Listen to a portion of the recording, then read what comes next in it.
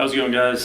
So I'm finally uploading this video. I know I'm a little late for the whole 2018 list thing, but I did try uploading this a couple times in the past, and it was either too long or one time it was just cut off halfway through, and I just got really annoyed and decided I'd just finally go ahead and just re-record this. So with that being said, I'm going to try to go through a little quicker this time, and I've got 18 metal albums for 2018, and then I've got 5 more albums that aren't metal that I wanted to show you guys that I really enjoyed last year.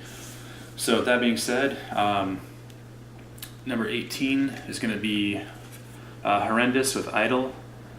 And if you're not familiar with Horrendous, they are a US death metal band. I forget which state they're from, but they're from the East Coast. If you're a fan of like the weird kind of progressive death metal, like Cynic and mid to late era Death, and even like Atheist, then you would probably dig Horrendous. Vocals on this one are definitely a little out there. Maybe will take a little time to grow on you, but overall it's a really good album. Alright, number 17, this is going to be Witherfall with A Prelude to Sorrow. I had their previous album, Nocturnes and Requiems, on way higher up on my list last year, and part of it's just because this is so similar to their first album, which isn't a bad thing. They've definitely found their sound, or they definitely have their sound, and I really dig the artwork on this album. Nevertheless, it's a really good album. Thanks to Rob for introducing me to these guys back in the day. Alright, number 16. This is a band called Windhand. This is called Eternal Return. Came out on Relapse Records. Windhand is a doom metal band from Virginia.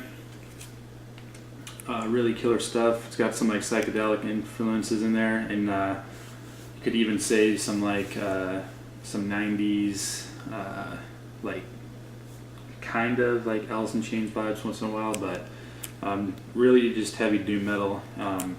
Really killer stuff. Female vocals, definitely on the lower end of the spectrum as far as her vocals go. And killer artwork.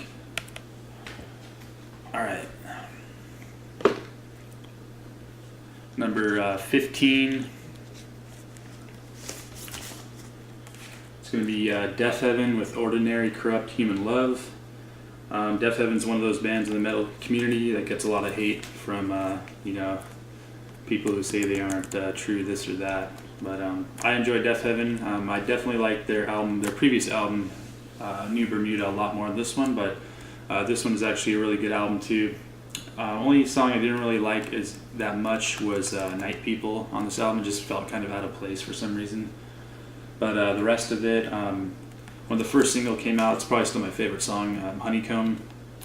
Great song, and it just kind of, I would say this is Deafheaven kind of experimenting a little more, Great album though.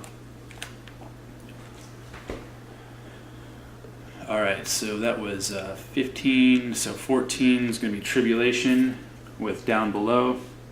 Back when Tribulation came out with Children of the Night in 2015 is when I discovered them, and I was obsessed with that album for the longest time, and it was definitely my favorite album from that year. Still is. I love that album. This is kind of just a continuation of that sound on Children of the Night. They definitely have finally kind of stuck with a sound for more than one album. Their first album, The Horror, being really just old school Swedish death metal, and then second album was definitely more on the progressive side, starting to introduce those kind of gothic elements, and then Children of the Night, this album, just kind of full-fledged like gothic death metal. Great album though. Alright, so 13, this is Yob with Our Raw Heart. This also came out on Relapse last year, and it's kind of not my introduction to Yob, but I haven't owned anything by them previously. They've always just kind of been a band that's there, and I've checked out here and there, and finally picked this album up after hearing a lot of good things about it. And just the artwork kind of blew me away too, so I had to pick it up. And this album probably would be a lot higher on my list if I had even more time to listen to it. I kind of got it towards the end of the year last year when Relapse was having their Black Friday sale. So killer album. They're a super heavy doom metal band. I want to say they're from Oregon. Correct me if I'm wrong. I usually don't do my research before these videos, but yeah, just killer stoner doom. It's very I don't know. I guess they're more on the like spiritual side of things as far as like lyrics and stuff go. So killer stuff. I definitely recommend checking this album out if you have the patience for long songs. All right, so number 12. This is going to be Drupe with They Often. What is it? Sorry, it's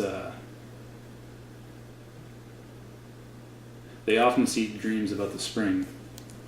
My apologies, because the title and song titles are in Ukrainian.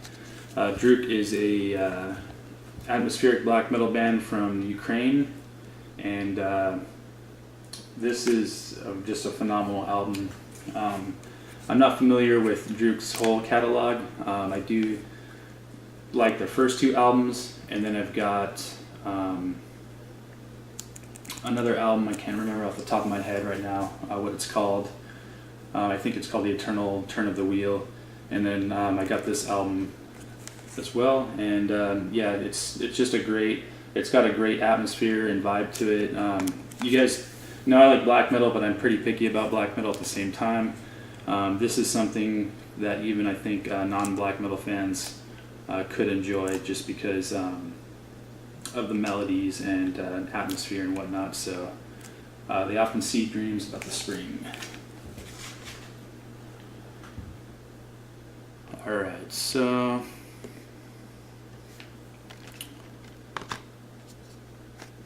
number 11, it's going to be Judas Priest with Firepower. Album that was probably on everybody's list last year, rightfully so. It was a great album, and I think this is definitely my favorite album since Painkiller.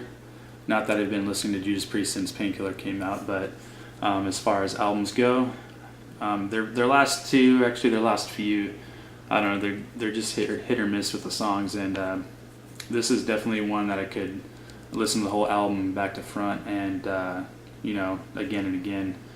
Great album. I can't believe Rob Halford could still sing so good. I don't really think I need to say much more about this album. Alright, number 10. This is an album and band that I don't think gets enough attention as big as they are. This is Voivod with The Wake. Killer album. Just Voivod, just kind of continuing with you know, their more modern sound from like Target Earth and the Post Society EP, which actually they included the Post Society EP on this album, which is cool. I already have that on CD, and I kind of associate it more with the Target Earth era, but still pretty cool that it came on this anyways. Thing I like about Voivod even now is how, you know, no matter like how progressive and weird they get, which they've always been, they always have those like punky, speedy, like thrashy parts, you know, and riffs, and just like, you know, they always have that kind of like thrash and like punk vibe, at least in some of their parts. So great album, definitely recommend it. Alright, so number 9, it's going to be Skeletal Remains with Devouring Mortality. Another album that got a lot of attention last year, rightfully so as well. This is kind of like the breakthrough album for Skeletal Remains, you know, kind of putting them on the map. It's their third full length, came out on Dark Descent. Just really good old school death metal. Even has artwork by Dan Seagrave to accompany it. Yeah, if you like just any old school death metal, and you know, if you dig Martin von Drunen's vocals from Pestilence and Asphyx, then you will definitely like Skeletal Remains. Alright, number 8. This is Light the City with Terminal Bloom. This is kind of like, this is their album that they finally came out with after like, I think 10 years after their last album. They were on a hiatus or maybe even split up, but then they kind of just came out of nowhere with this album. And Light the City is like a melodic death metal, kind of thrash metal type of band. Not unlike some of the Darkest Hour albums. So if you dig that kind of stuff like Undoing Ruin, then you could probably dig Light the City. Although I think this is maybe a little more, I don't know, just more on the kind of like thrashier side. Great stuff. And female vocalist Laura Nicole, she's got an awesome death growl, and yeah, just a killer album, really killer riffs. All right, number 7. This is Meza with Feast for Water. Really killer doom from Italy. I've talked about Meza before. I got their first album, Belfry, and this album is just equally as awesome. So if you want to check out, they're pretty cool because they got like a really old school, like bluesy, like heavy bluesy doom sound, but then it gets kind of like psychedelic sometimes, and I don't know, it's hard to explain. You just gotta kind of give them a listen. Highly recommend this band though. All right, so number 6, it's going to be Skeletonwitch with Devouring Radiant Light. I think I've talked about this album numerous times in my videos, and you know, there's a lot of kind of division between the fans just because the old vocalist Chance is not in the band anymore, and they've got a new vocalist on this album. And also they changed their style quite a bit too. They're more on the kind of like melodic black metal side now. Still definitely, you know, thrashy, but a lot more black metal influenced. But I like the new direction, you know, and I think it sounds pretty natural for them as far as the progression goes. And yeah, this is just a great album. All right. Now moving into the top 5. So number 5, it's going to be Sleep with the Sciences. Awesome stoner doom band. I mean, I don't think I need to introduce Sleep, but this album I didn't think I was going to like as much as I do like it, just because they haven't come out with a full length since Dope Smoker. And you know, that album, while it's good, I think it's kind of overrated in the like doom metal scene. I personally think Holy Mountain is much greater of an album. I think that's their best. And the Science is really reminds me of Holy Mountain as far as like the song structures and riffs, and yeah, it's killer. And the gatefold, I really want to get this on vinyl because the gatefold is awesome. It's a freaking breakfast on a table. So yeah, pretty funny, right? Yeah, love this album. Came out on Third Man Records, which is Jack White's label. That's pretty interesting. But definitely check this album out if you haven't. All right, number 4. This is a band I just started getting into not too long ago. A friend introduced me to them. They're called Electric Citizen, and this is their third full length called Helltown. And Electric Citizen is kind of like a stoner doom, stoner rock band. The vocalist Laura Dolan, she has an awesome voice, and I don't know, this is kind of very like, it's very rock and roll, like, as far as like the attitude and stuff goes. if you listen to it, you'll know what I'm saying. I wouldn't say it's necessarily groundbreaking, but it's just really awesome, catchy, fun stuff. It's very Sabbath inspired. So yeah, highly recommend checking this album out. And I'll leave links for all these bands like I usually do. Anyways, all right. So number 3, this is Witch Mountain with their self-titled, and another band that kind of went through some lineup changes, and I wasn't sure how I was going to feel about their newer material until they released a single a couple years ago with their new vocalist Kayla.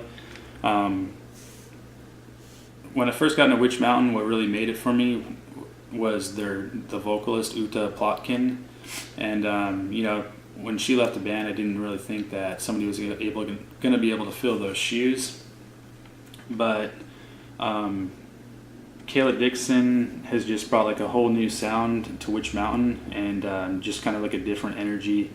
She's more just like on the theatrical side, and more like I guess I don't want to say outgoing, but just more like in your face as far as like her vocals go, compared to Uta Plotkin's, which maybe were a little more reserved. But yeah, really great album. It's only 5 tracks, but I think it's still, I want to say around 40 minutes long, maybe actually a little shorter, but really killer album. All right, number 2, just an album that really blew me away and just continued to grow on me the more I listened to it, and that's Mournful Congregation with the Incubus of Karma. A Mournful Congregation is a funeral doom band from Australia. Prior to this, I only had one record by them, which is the Concrescence of Sophia. I have heard some of their other stuff, but which I really kind of want to go back and get more of their music. But this album right here is just phenomenal. And the first thing that just made me want to buy it in the first place was seeing the artwork. Just blew me away. So yeah, this came out on $20 spin. Really killer label. Probably releasing some of the best like metal nowadays, and they do just like really quality stuff. So very long songs on this album. You gotta have maybe a little patience. It's definitely an album that you want to listen to from start to finish, and not just like kind of pick a song and listen to a sample of it. Although if you were just going to listen to one song, I would definitely recommend the last song, which is a picture of the devouring gloom, devouring the spheres of being, which is the longest song on the album, being 22 minutes, but definitely my favorite. It's got like an Agalloch vibe to it, especially the intro, which you guys know I'm a huge fan of Agalloch, so once in a while some of their stuff reminds me of Agalloch, which is pretty cool. Not that they sound like Agalloch, just kind of get the same vibes once in a while. Alright, and then for my favorite metal album of last year, shouldn't come of too much of a shock, and this is just an album and a band that never lets me down. That's Castle with Deal Thy Fate. Just another killer Castle release. Every time they release a new album, it's like they only get better, and they always have, they always sound like Castle, but they never sound like they're making the same album twice or something. It's always kind of fresh and inspired, and I definitely have to say that this album is their heaviest album to date. Yeah, just front to back, it's just a great album, and from what I know, this was recorded like live in the studio as a band. So as far as probably just at least the rhythm and stuff goes, they might have had some overdubs, but it just kind of gives it even more of a live and energetic feel. Just a killer album. Still kind of retaining that mixture of thrash and doom. Even though they're definitely doom, they've always got these little like hints of thrash here and there. Especially the way that they kind of build stuff up and, you know, whatnot. So great album, definitely check it out. Alright, so now we're going to move on to just my top 5 albums that weren't metal last year. And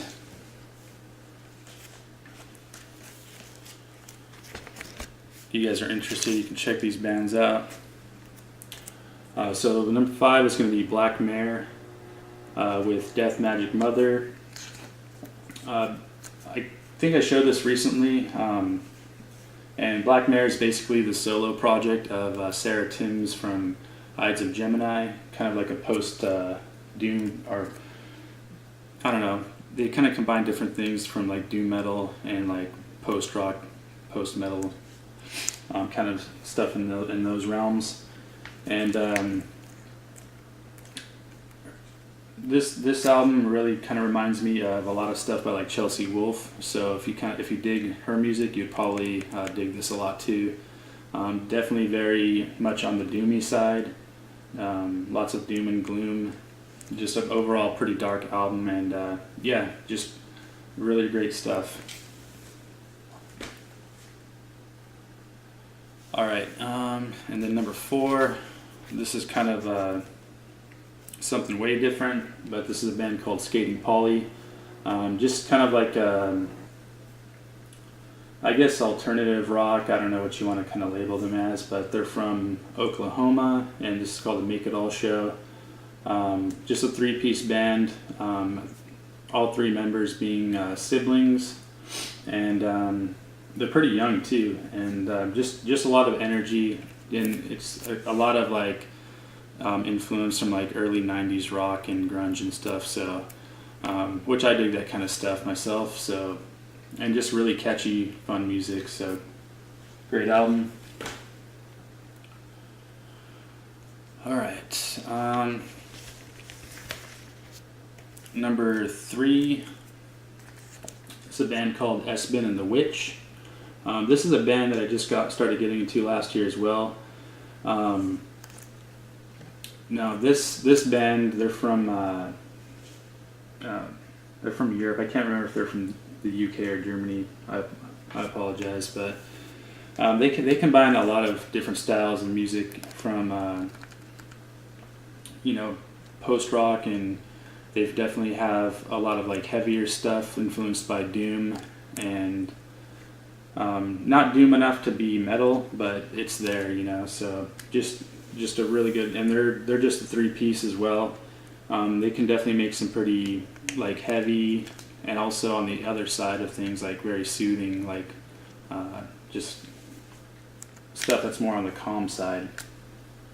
Just a mixture of both of those things, but just musically and sonically, this is just awesome, and I really want to go back and get more of their albums as well. Only other stuff I'm really familiar with is just like songs here or there that I started listening to, but I will leave a link so you guys can check this band out. Alright, number 2. This is Mazzy Star with their EP Still, and yeah, I know it's not a full length, but this is my favorite releases from last year. I didn't say they all had to be full length albums. But yeah, Mazzy Star is definitely one of my favorite bands, especially over the last few years. They've just become one of those bands that I frequently listen to, and just, you know, I love Mazzy Star. They're awesome. Definitely one of my top favorite bands. And this EP, it's only 4 songs, but if you like Mazzy Star, you're gonna like this. You know to kind of expect, you know, as far as their sound goes. And it's got a really cool version of So Tonight that I Might See. It's called the Ascension version, so just it sounds way different than the album version that came out way back in the 90s. But yeah, just a killer EP. Love Hope Sandoval, and her solo project's awesome too. Alright, so number 1, this is going to be Emma Ruth Rendell with On Dark Horses. And this is Emma Ruth Rendell's, I guess it's technically her 4th solo album. if you include her first one that came out, which was just like ambient music and whatnot. The name of it's slipping my mind right now, but anyways, it's only been 2 years since Marked for Death came out, which was one of my top albums of 2016. This is definitely just Ruth Rendell continuing with her sound. You know, she's just got that really awesome kind of dark folk sound. You know, also very much on the heavy side sometimes. You know, she plays like lots of different guitars. Like she plays different tunings, and most of them are lower tunings. So you know, her music's definitely got that lower timbre and whatnot, and you know, she plays like a couple baritone guitars and stuff. So yeah, sonically it's definitely on the heavier side a lot of the times, and then just like emotion wise, it's very much on the heavy side. You know, I guess if you're not all about like the doom and gloom and stuff like that as far as like emotions go, then you probably won't dig this. But yeah, I love Ruth Rendell's music, and she's another one where her albums just never let me down. So highly recommended. And yeah, that's gonna be it, guys. I'm just gonna end it here. Hopefully I can just get this thing to upload this time. But thanks for watching, and take care.